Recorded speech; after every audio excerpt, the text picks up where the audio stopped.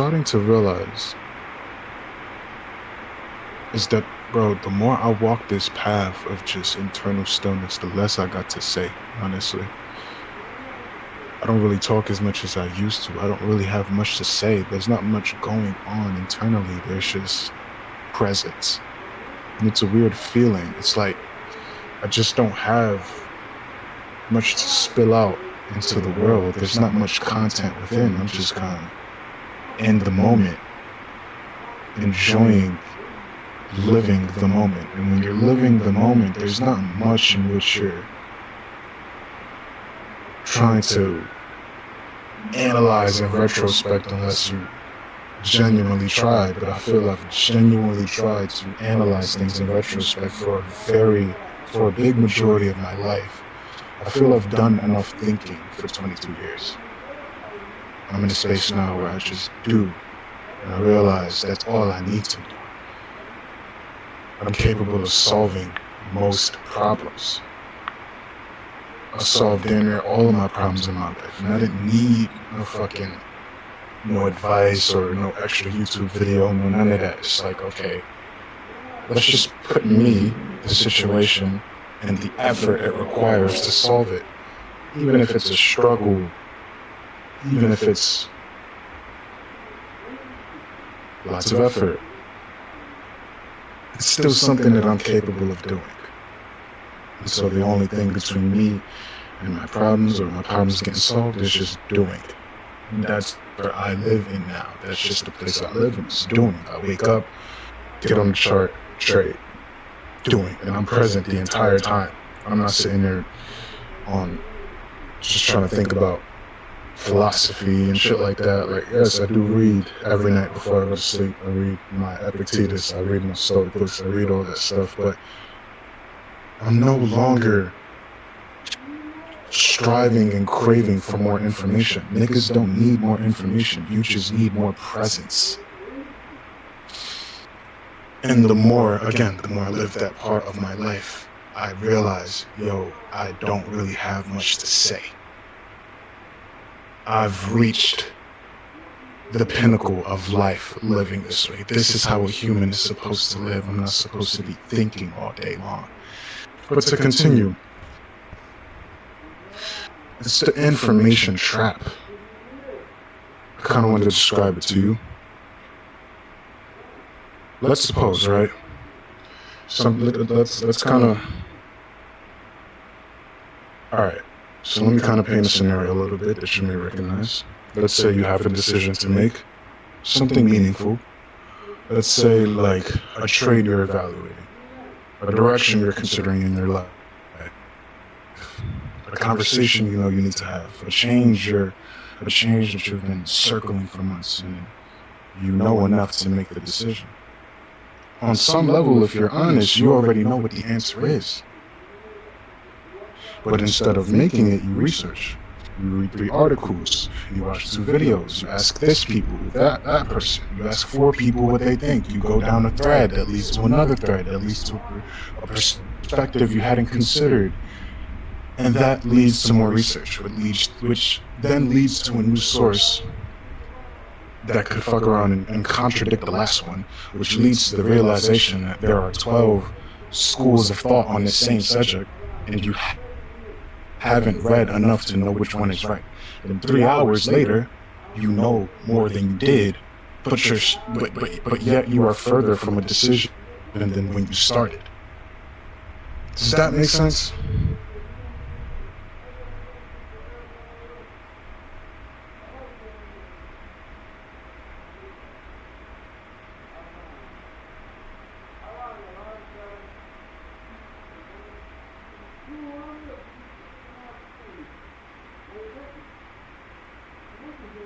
Right. Being further from a decision after starting, from when you started. And so that right there, that is the information trap. It's the information trap. And it's one of the most pervasive dysfunctions of the modern mind. And so what's actually happening inside of that loop is that the research is not seeking answers. The research is just managing anxiety. It's managing uncertainty. The act of consuming information provides the ego, it provides the nervous system with this feeling of doing something productive or moving toward resolution while simultaneously delaying the moment of actual commitment. Because commitment requires presence, and presence is uncomfortable when you are not used to it. A lot of research that you do is just noise. You don't need it. You don't need it, big homie. You don't need it, sis. It's a cult, exactly. That's a fact, Eric. It's a cult. And so the mind keeps moving, it keeps consuming, it keeps adding layers, more noise, not because the layers are necessary, but because staying in motion feels safer than arriving somewhere and being accountable to what you find there. And right or right. Right or right. Overthinking is fear in disguise. And in this information age, this age of information, fear has an infinite supply of material to hide behind. Even excuses. When you can try someone else's way of dealing with your issue, they are always subject to blame. But if you do it how you decide to do it for you, there's only you to hold accountable. And for us as traders, this pattern is not psychological, it's also financial. For those of you who need one more confirmation, one more time frame check, one more piece of market context before you enter,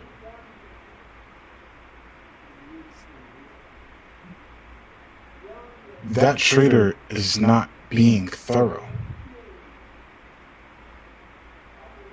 It's like you're just managing the anxiety of committing to a decision in the presence of uncertainty. It's difficult. Nobody said it was easy. But as we discussed before, the market never removes the uncertainty. The market only moves on. Information just keeps coming when you trade. In this career, in this niche, information keeps coming. The chart keeps printing. The news keeps updating. Trump doing something every day. The analysts keep publishing. And for those of you who wait for the moment when you know enough, that moment will never arrive because the market is not a research problem. It is a presence problem. You don't need more app. You don't need more info. You need more presence. If you as a trader, the trader who executes cleanly is not the one who has consumed the most data. They are the ones who has developed the capacity to act from what they know in the moment they're in without needing the noise to resolve before they move. I say it all the time, the sixth law of Sword. Noise is the enemy of mastery. Noise is the enemy of mastery. The fewer voices we follow, the louder our intuition becomes. And even in that last sentence, that's the one I want you to hold. Because the louder our intuition becomes, that's the last sentence, the louder our intuition becomes. And I want you to hold that, not because intuition is mystical or some woo-woo shit, but because intuition is the intelligence of the present moment. The integration of everything you've genuinely learned, processed, embodied, operating at a speed and depth that's conscious. That conscious analyst, how do I say? That conscious analyst cannot match. Analysis, sorry. But intuition cannot be heard when the noise is constant. Like, for me, I'm trying to think of a situation where overconsumption delayed a decision that I already knew I had the answer to. I'm trying to think. Damn, I can't even think off the top, like me personally. I used to deal with this a lot, though. Where I would think, yo, all I need, there's just one more opinion I need to hear from before I know. Or before I get the answer I need. When the whole time I had it. Damn, I can't even think off the top of my own, in my own path. But I do want to draw a distinction here.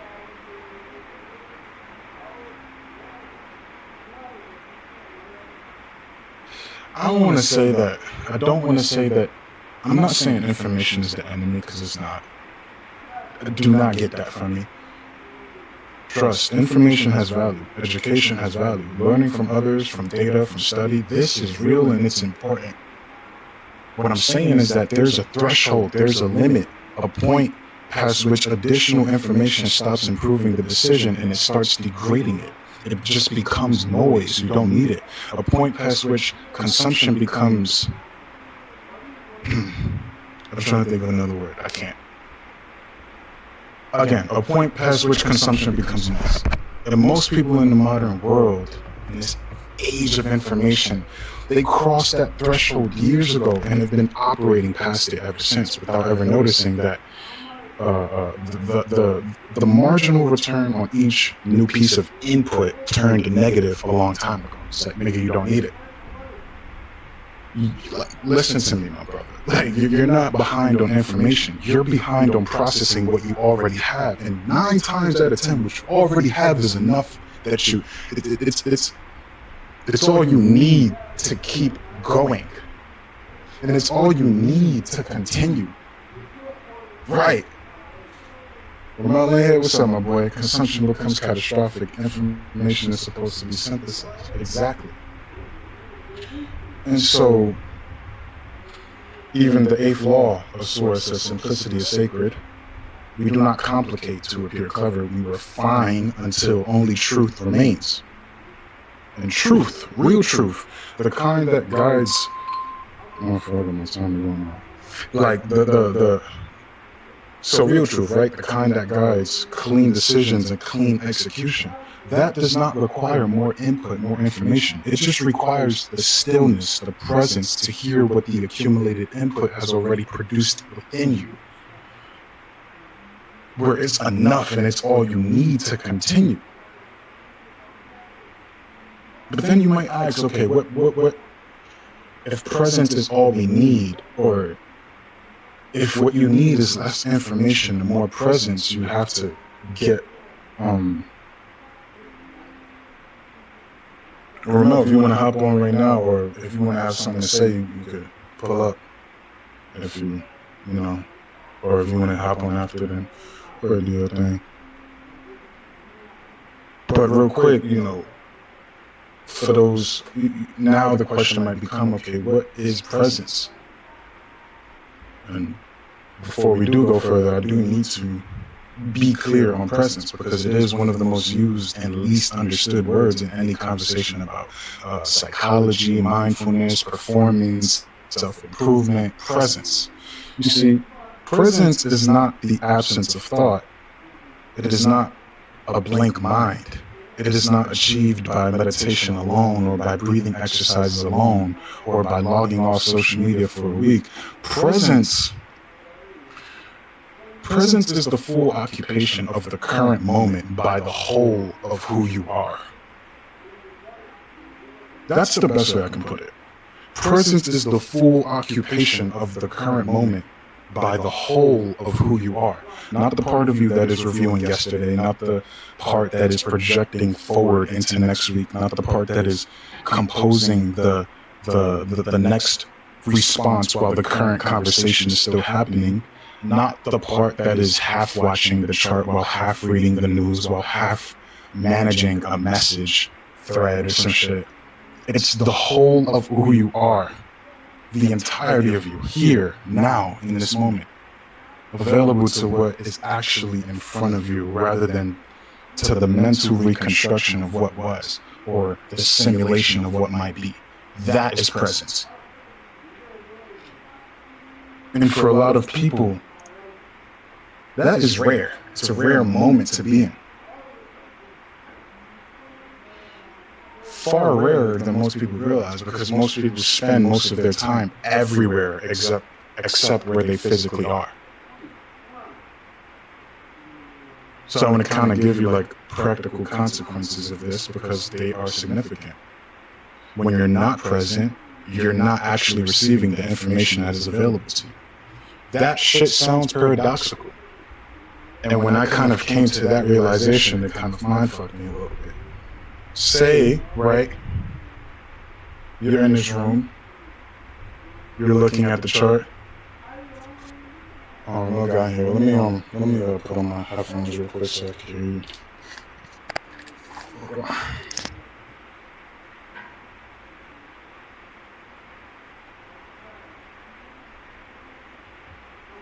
You got something to say, Kelly? Oh no. No, just go ahead and keep talking. I'm almost on. All right, for sure. Okay. For sure. So when you're not, what was I talking about? When you're not present? Oh yeah, the consequences of not being present. So let's suppose you're in a room, you're looking at the chart, you're in the conversation, but if the attention is distributed, it's split between the present moment and the noise running in the background, you're only partially receiving what is in front of you. And partial reception produces partial understanding, which produces partial decisions, which produces partial results. Right or right?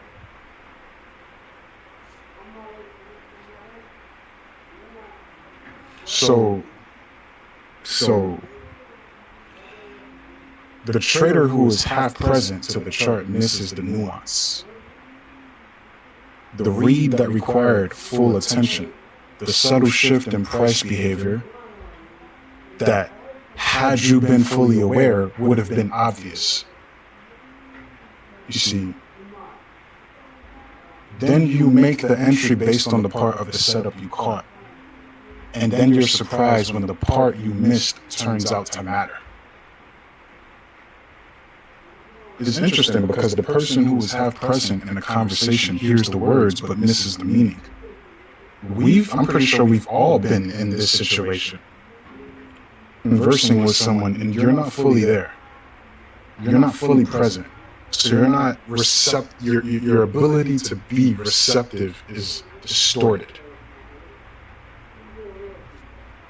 Where it's like you start to make decisions based on the surface of what was said rather than the full content of what was communicated.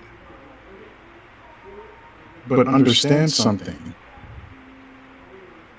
Presence is not passive on the phone while dude's going. Exactly.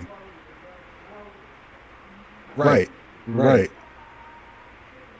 And so presence is not passive. Presence is the most active form of engagement available. It requires full commitment of attention, which is the rarest and most valuable resource any of us have. Like, this shit is the true edge of life. Presence. It's the edge. What they say, wherever attention goes, energy flows. Well, if you give your full attention to any given thing that you choose to do so, you could only imagine how much energy flows then. But since I now made you aware of what lack of presence does for you, here's what presence actually produces in the contrary. And this is where it goes from philosophical to quite literally practical. Presence produces clarity. It's not the kind of clarity you get from more research. It's the kind you get from arriving fully in the moment and allowing what is actually there to register completely. The kind that cuts through the accumulated noise and produces a knowing that is, it's not constructed through analysis. It is recognized through attention. I'm sure you've all felt this. You've had moments where the answer was just obvious, where a decision that had been complicated for weeks resolved itself in a single quiet moment. Where you sat with something long enough for it to become clear. Not because new information arrived, but because the attention finally stopped moving long enough to see what was already there. That's happened to me when I was building my strategies for the technicals. Dog, I was fucking with the fibs, and the way I was trading the fibs, I traded it different from Zeke. I traded it in my own way. I've just kind of always been that way. Where it's like I like to add my own twist to shit. And at a certain point, the way I was trading the fibs stopped working, so I feel like I got to a roadblock. Like I just didn't know what.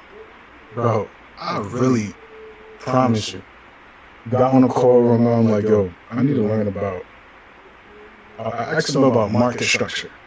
And he told me about market structure. And yet I still didn't arrive to my answer. And I'm just like, you know what? I'm going to sit with it. And I promise the answer will come. answer came through the next day. I was like, okay, what if you place weight on swing points? Instead of trying to figure out, okay, how to actually mark out or what's the most accurate markouts of support and resistance, just place weight on swing points. Swing points always swing the price to the opposite direction, whatever the case is. And that's exactly the information that I needed. Ever since then, dog, I've been uptrending as far as profits go. I've been straight. Shit like that solved itself off of just sitting with it. Presence. That right there is presence working. That is what it produces when it is given room. Clarity is a practice. It's not a feeling. You don't wait for it. You create conditions for it. And the primary condition it requires is not more input. It is a mind that has stopped reaching outward long enough to receive what is already within. That's why, like, bro, I don't even be on social media like that because I just don't need. Bro, I done heard so many gems in my life in 22 years. I don't need any more gems for real. What I've learned thus far is all I need, at least right now, to continue moving forward in my life. So when I have issues, it's like, let me sit with it. Let me struggle. Let me have to deal with the uncertainty of dealing with my own problems. Being present with my problems. It's not comfortable being present with your problems, but when you are engaged and you start to see things as they are and not for how you want them to be. You stop escaping from your problems and engage them head on. You dissect, you break apart piece by piece. Life becomes very ordered and structured when you start to live within presence. Just present. So I want to talk about stillness specifically because stillness is the environment in which presence becomes possible. Most people misunderstand stillness the same way they misunderstand presence because they think stillness means nothing is happening. That is the absence of activity, the waiting state before the real thing begins. Stillness is not an action. Stillness is the condition of the mind that allows the deepest action to emerge cleanly.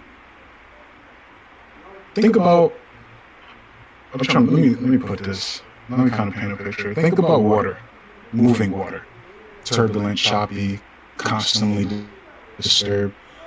That reflects a distorted image. You cannot see clearly through it. The surface is too active. But still water reflects with perfect accuracy. In still water, images are clear. Depth is visible. Nothing is hidden. Think of your mind. Your mind works the same way. A mind that's in constant motion, that's constantly consuming, processing, reacting, planning, reviewing. That is turbulent water. What is reflected back to you is distorted. Your perception of the situation, of the opportunity, of yourself, all of that stuff is filtered through it's filtered through the churn. And decisions made from churn carry that distortion into their outcomes. Think about it like that. A still mind reflects clearly.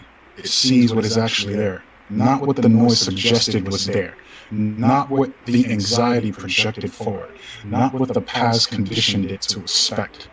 What is actually presently clearly there.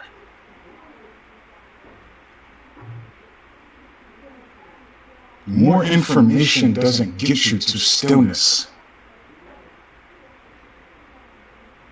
Like the fourth law source says, let me find it.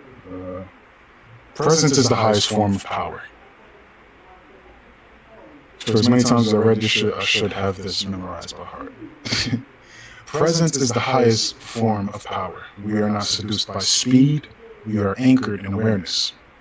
And so that anchoring, that rootedness, that groundedness in the present moment is what stillness produces. And stillness is not found. Stillness is practice. Stillness is built. It is muscle. It is the product of deliberately, repeatedly choosing to stop the consumption and return to the self and be present with all your undivided attention.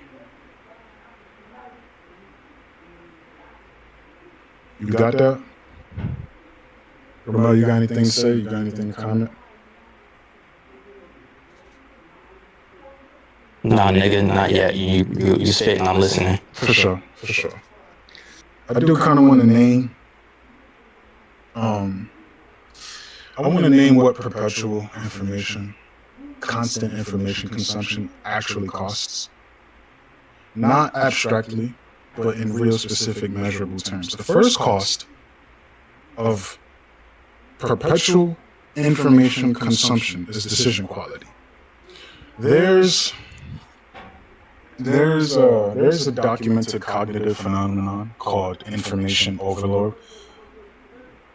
And that's the point at which the volume of available input exceeds the mind's capacity to process it meaningfully.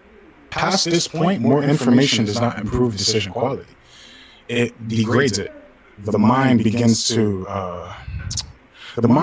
short circuit, collapsing complexity, applying mental shortcuts, making decisions based on the most recently consumed information rather than the most relevant or useful or resourceful. Even from there, you can connect the dots with doom scrolling, where it's like social media has so much information in just 15, 20 swipes of doom scrolling. You probably would have consumed a day's worth of information that someone a century ago would have consumed.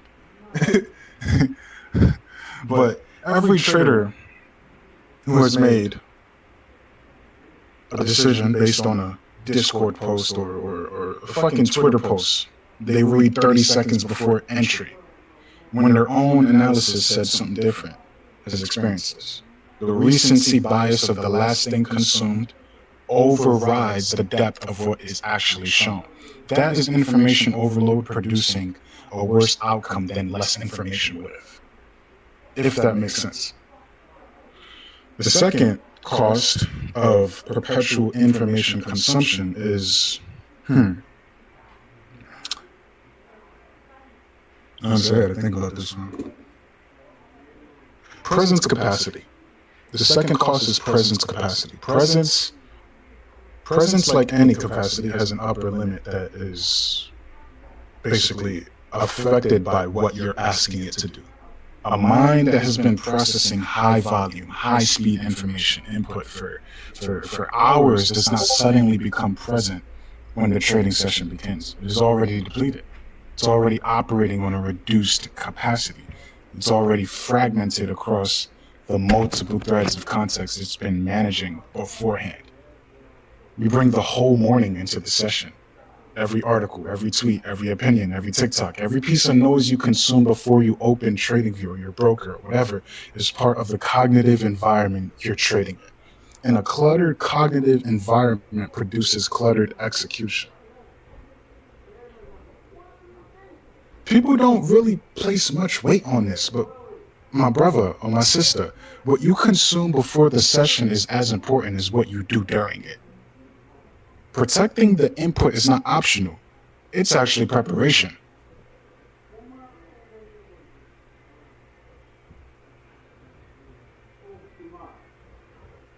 I'm gonna have to write that down. What you consume before the session is as important as what you do during it. But the third cost of constant information consumption, I would say this is the most significant, and it is the one that's least discussed. What it does is it erodes your relationship with your own knowing. Perpetual consumption erodes your relationship with your own knowing. Over time, gradually, invincibly, steadily, the constant outsourcing of judgment to external sources, the constant outsourcing of judgment to external sources, that degrades the internal faculty of discernment. The more you defer to others for answers, the less you trust your own. The more you fill the silence with noise, the more silence begins to feel threatening rather than informative, rather than a place you have to head towards. The more you reach outward for certainty, the more inward source of knowing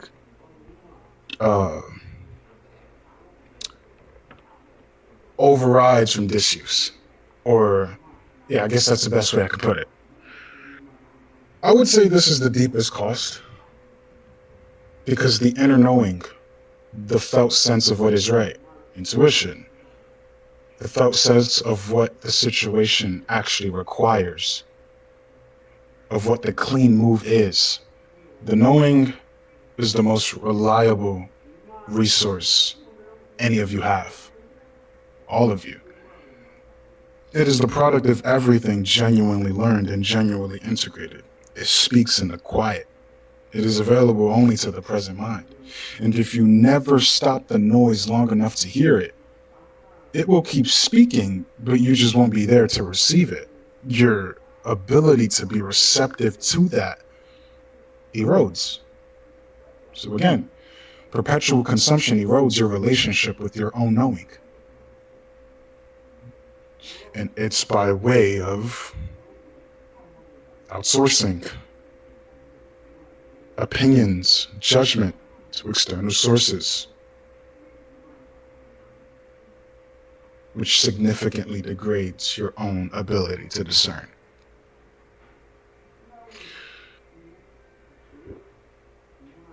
So,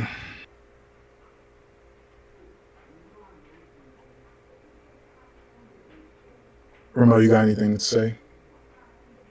I kind of just got stuck a little bit. I'm like, yo, what do I? Not yet.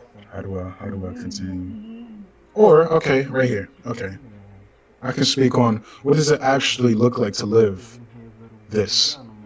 Not as a concept, but as a practice. Because everything I've just discussed, at the end of the day, it is only useful if it translates into something you can do, not just understand.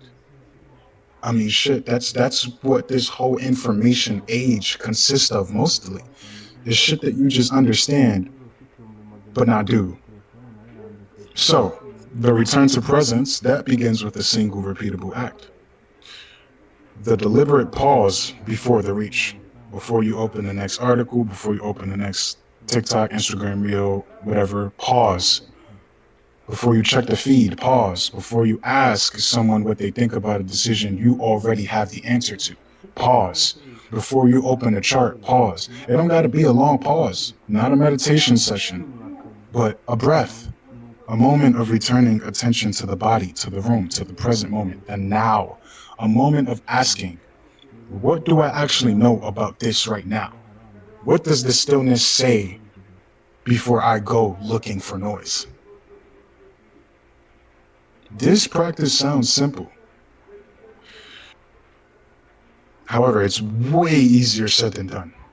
I would consider it to be extraordinarily difficult in a world that has conditioned the reaching reflex to fire in fucking, like, microseconds. The discomfort of not immediately reaching is real. The anxiety of sitting with a question before seeking an answer, that's real. And we've become so conditioned to seek answers instead of sitting with a question. Allow the answer to come up. The internal pressure to fill silence, that's real. But it's manageable, and it's trainable, and it compounds.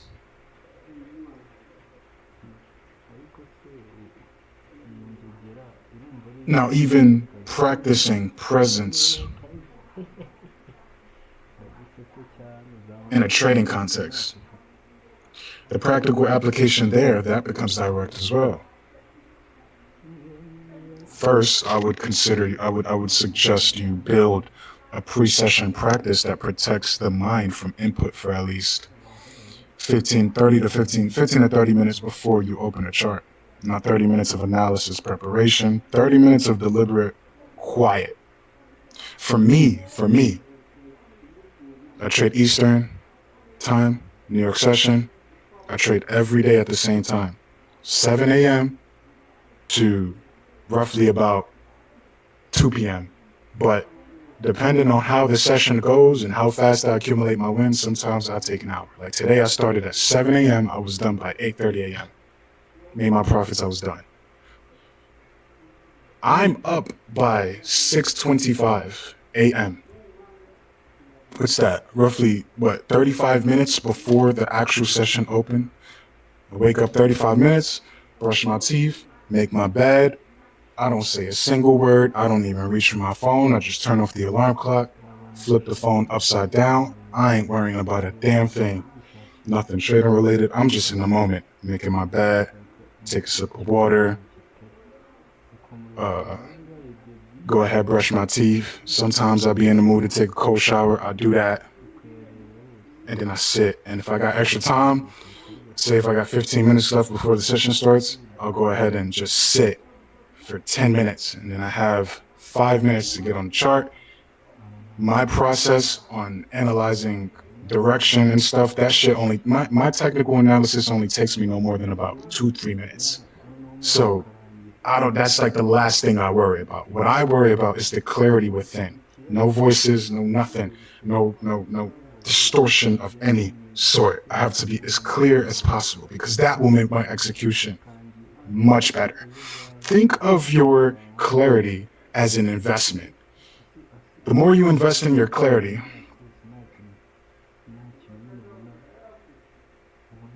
the better you produce, or the better outcomes are produced. And the better outcomes are produced, that leads to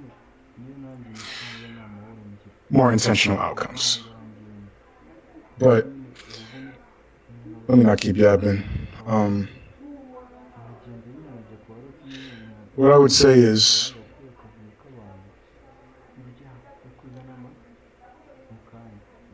the specific form of a pre-session practice that you develop, that's yours to determine. It could be stillness, it could be movement, it could be breath, it could be reflection. What matters is the absence of new external information. You don't need any more new external information. What matters is arriving at the session with a mind that's had time to settle, that has returned from whatever the morning consumed it with. And then it's now here. The mind is here, it's available, it's present to the only thing that matters, which is what the market is doing right now.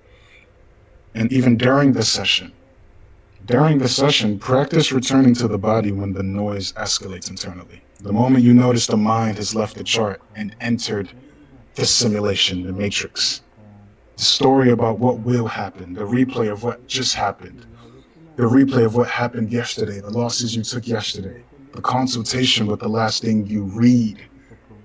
That, once that starts to arrive, that is the sign, that is the confirmation to pause, to breathe, and return. What is actually on the chart right now? Not what should be there, not what you're afraid might be there. What is there? Then after the session, resist the impulse to immediately consume analysis of what just happened. Sit with it first. Let your own read settle before you import someone else's read. Your perception of the session is more valuable than any external commentary. That's true. And it's not because it's always correct, but because it's yours. Because it's yours, it's what matters. And that's built from what you actually experienced. And the habit of deferring that experience to an external, how do I say, the habit of deferring or outsourcing that experience to external interpretation is the habit that slowly erodes the inner knowing that I just spent time discussing, the intuition that I just discussed, even the discipline of self-love that I wrote. It says, I rise before I feel ready, not to punish myself, but to honor what I'm becoming. You see, the practice of presence is that honoring. It's not comfortable, it's not always clear, but the commitment to it, repeated daily, session by session, decision by decision, that is the honoring of the version of you.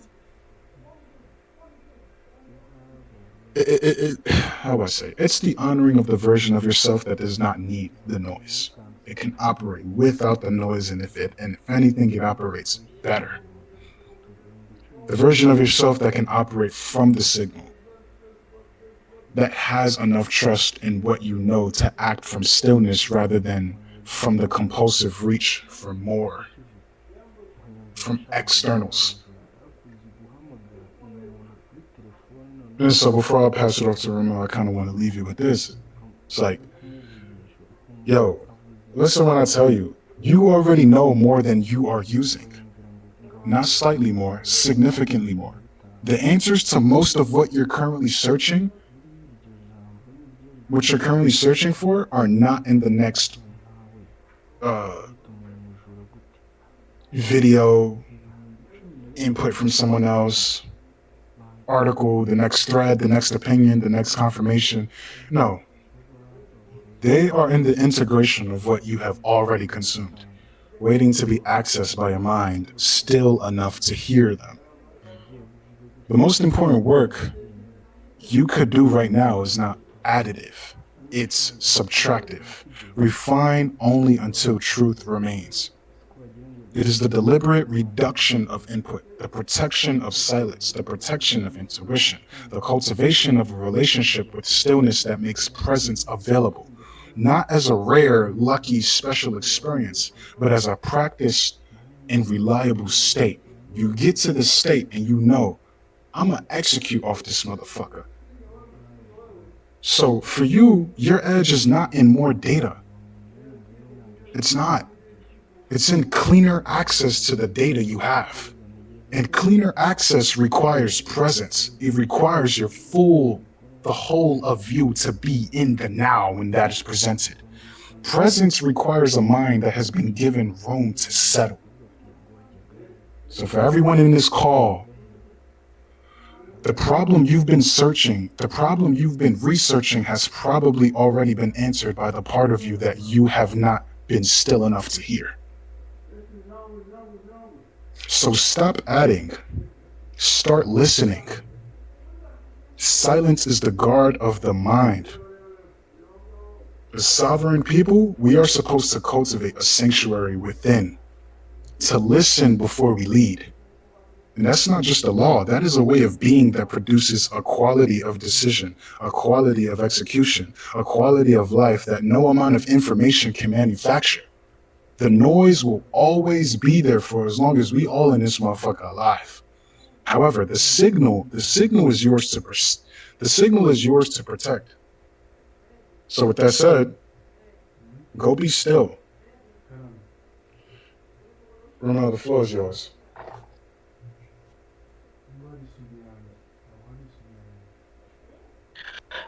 Alrighty, for sure.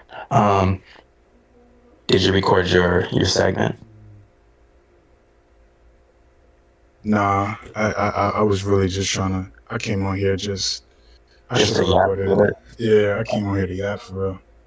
All right, for sure. Uh, Give me one sec. I'm about to DM you. Hold on.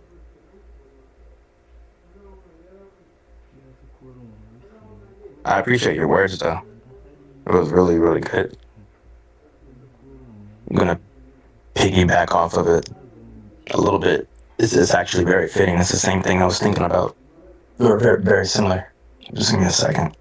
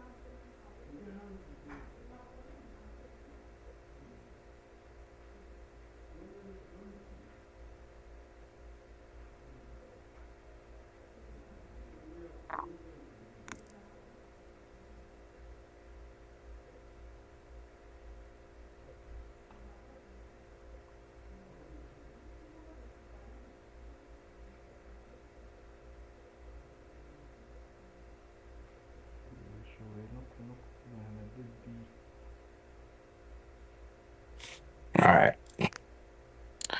Let me figure this out. So I've put my chair right here. Damn, hold on. Let me take a picture of this. Hold on.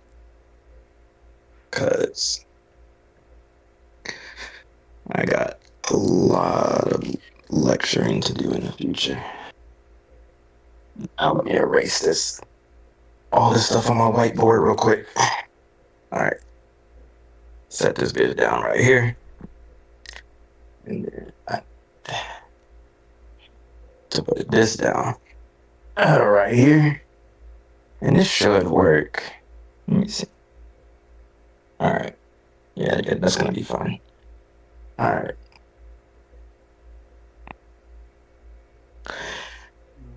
I'm gonna erase this. My laptop ain't even on. Hold on, bro. Like, I'm trying to get my shit together. Impromptu live stream. Because I just took myself out to eat. And, y'all can hear me, right? Yeah, okay. You should be able to hear me. I'll wait for this. Okay, cool. Yeah, I took myself out to eat. Um, some of y'all might know, some of y'all don't know. I don't know. But I've been tripping heavy. I've been mad tripping. And it's to be expected. I know what I'm tripping over. I know what I'm tweaking over. Uh, has a lot to do with what Rio said, actually. Specifically, um, about information and the specific nuance of acting on the information, specifically, because you kind of do get to a point to where it's like you consume so much information to where like the way he worded that stuff is so powerful. To be honest, is like my mind would have never taken that route. But he spoke true to my experience, and he spoke true to like what it is that I've been dealing with. And keep in mind, this is both on the charts, but just like in life, it's a life issue. The overconsumption of information. So, like I said, I took myself out to eat. I'm trying to reintegrate back into my life. Like I've been in Puerto Rico for 3 months. I've been home for like I don't know, maybe 2 weeks or something like that. About 2 weeks, and I'm not gonna lie, bro. It's been hard. It's been very hard trying to like get normal, feel normal. Trying to figure out what direction to take, what actions to take, and all of that has been hard. And so when he said that, um, I'm not gonna lose my train of thought. I'm just having a quick mental pause. Um, when he said that, is this right? Okay. Damn, I really do a good job at edging people with information. Anyway, when he was like, you you forget how, or not forget how to, but you just begin to act on recent information as opposed to relevant information by way of information overload. I was like, that nigga spitting. That nigga is spitting, right? Like, and that's what happens. I apply that can be directly applied to anything, but both charts as well as like what I'm thinking about right now is going through my head is just applying that to life. Certain significant life events, circumstances, things shifting, blah blah blah blah blah, all around me. Something was like this, now it's like this, or something isn't like what I expected it to be, and all these new and updated realities that you find yourself going through every day. That's information, and You already have to fight to make sure that you're acting on the relevant information. Because let's be honest, not everything that happens on a day to day is actually important, is it? Even though everything that we feel like that happens to us on a day to day means the world. And so it's like now we're just out here putting weight on everything. Or in some rare cases, like me, taking weight off everything. That's what depression is, right? It's this oscillation between everything is weighty or everything is pointless, right? No proper placement of weights. Just like how you was talking about, okay, well, I mean, maybe I could prioritize these certain data points in market structure, something called a swing high and a swing low, a swing point, like being able to apply weight to a thing in order to stack it in the list of priorities properly. So it's like that's like one thing. So what we're all contending with is just like the current circumstances that continue to update on a day-to-day basis of our lives. Then we have to compete with all of the external, like, first of all, if half of the information and if half the things that happen to us, like literally that we experience on a day-to-day, if half of it is pointless and not important, now we're consuming that much more pointless information in other people's lives on a day-to-day basis. And then we mismanage the weight. We start trying to solve important problems, important circumstances, or examine our realities through lenses that are not important based on other people's lives that aren't important, at least to me or to us or to you. And then we wonder why. How come my life is not, you know, why is my life the way it is? Why can't I do this? Why is this not working? Because one thing that I can be like, hey, yo, like, good job, Rio. It's the fact that that nigga read books. That nigga reads important information from other people's lives to try to solve the important issues in his life. He's a perfect example of someone who's like taking a proper road in life against like the grain only because that grain is rare. How many people do you see out here truly picking up a book, reading up on information, educating themselves, to solve the important problems in their lives, figure out the important frames of mind to have? Not many. Most of us, even me, myself included, I elect to take a shortcut and I go on Instagram.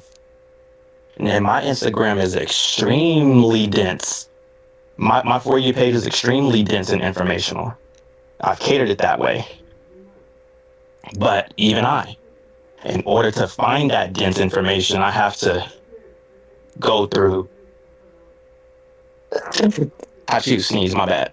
I have to go through like pointless post after pointless post after pointless post after pointless post. Oh, damn, that's really profound. Pointless post after pointless post after pointless post after pointless post. Okay. Well, that's not really as profound as I thought it was. Pointless post after pointless post. Oh wow, now that can actually help me and help a lot of people in life. Pointless posts, and that's my life. And I'm like, okay. So then now what? Let's just say something happens in my life that might be pointless. What am I going to think about? Pointless information. Okay, now something important is going to happen in my life. What am I going to think about? I have to still unearth and dig through the pointless information to get all the way to the bottom of this treasure chest, and then pull up the piece of relevant information that I actually need. It's like, now think about how hard that is. Like, am I the only one that soaks up information really well? I know there's other people in here, you know, like, and if that's the case, is it or is it not difficult sometimes to like recall? Like, you have to sit down sometimes and like go through a legit file cabinet of information in your head to be like, okay, this is relevant. Okay, all right. So now that I have this piece of information, let me go ahead and like plug this in and apply this to like, the situation and the circumstances at hand, the price action that I'm seeing today, but whatever it is, right? All right, real. And so that's just like, that's some true shit. So anyway, I was out at lunch and sat down and I was eating my food and I pulled up my phone and I went on TradingView. And I've already known this for a long time. I've been teaching this really heavy for the past month and a half. But I pulled up my phone though, and the goal that I had in mind, I said, okay, took all my drawings away, took everything away. And I was like, what, I literally asked myself, what is the one thing that is the most important thing? Like, what is the most important piece of information that at this moment in time I can say is the most relevant, has been the most relevant, and will continue to be the most relevant piece of information ever? That was the first question I asked. The second question I asked was, now, how do I perceive it? How should I perceive it, and how should I go about it? Those were the two questions I asked. What is the most relevant piece of information on this chart that has, bro, like, come on, I've been looking at these charts for 10 years. What is the most relevant piece of information that I have seen from the past, a long time ago, the recent past, last year, this year, and like that's rooted in like the truth of what I know, because that's the other part he said, right? Don't allow what you know to constantly be distorted, right?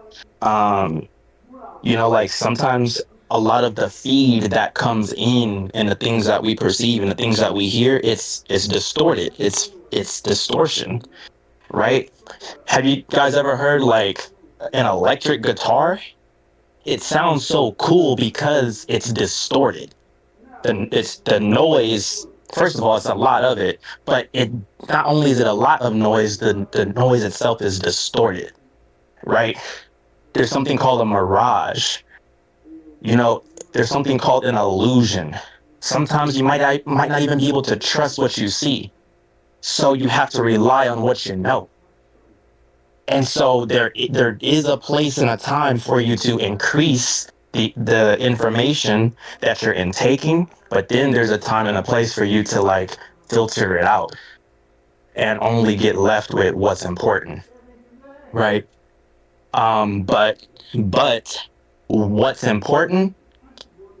He talked about water. What's important, bro? I'm gonna lecture on all of this stuff at some point going forward. I got a lot of ideas in my head, but what's important is that make sure you don't filter it down to purified water. How many of us know that purified water is not good for you? Do you know that purified water is typically, like, scientifically proven to actually be damaging to you?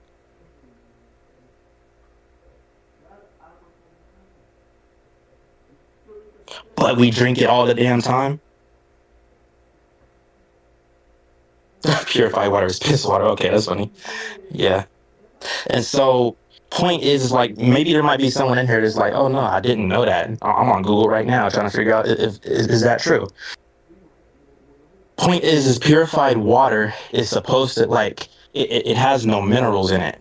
It doesn't have the nutrients necessary um that that natural water, spring water, mineral water would have that we would naturally find out there and drink, or rainforest water, that flows through the earth, and it's, it has what we need in it. You know what I mean? It's moving, flowing, fresh water. Um, and so what happens is when you drink that water, damn, the little bit that you do have, like the nutrients that you do have in your cells and in your body, it gets, your body actually gets depleted because there's this thing called osmosis. And no, not osmosis. There's this thing called diffusion. That's the right one. Diffusion. Look it up. You studied it. You learned it in science class. Diffusion. When something of high concentration goes to an area of low concentration. If you've made Kool-Aid, you know what this is. If you've ever dropped a dye into water and you've seen it slowly disperse and fill up the whole thing of water, that's diffusion. So when you drink purified water, and there's no minerals to be found in the water, but there's minerals to be found in your body actually gets sapped and depleted of energy. I mean, not energy specifically, but of resources that it needs. It held on to them for a reason. Now they're not there, right? Like, I don't like. Has this ever happened to where you just drunk water and you just drank a whole bunch of water, but you're still thirsty? That's what I'm talking about. So let's relay this back to information.